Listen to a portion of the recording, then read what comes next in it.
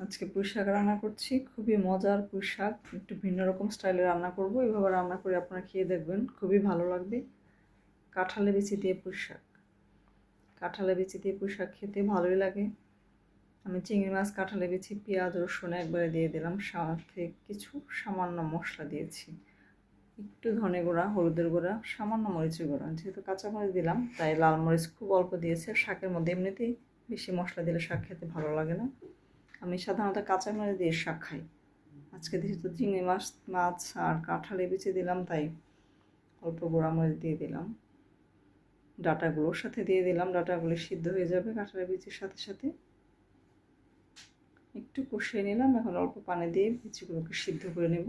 কাঁঠালের বিচির সাথে ডাঁটাটা সিদ্ধ হতে একটু সময় লাগে, যে সিদ্ধ হয়ে গিয়েছে। এখন পাতাগুলো দিয়ে দিব।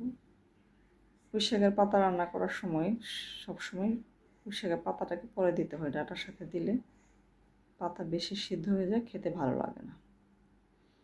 আমার শাকটা হয়ে গিয়েছে। কাঁঠালের বিচি দিয়ে পুঁই শাক এভাবে খেয়ে দেবেন, আপনার ভালো লাগবে।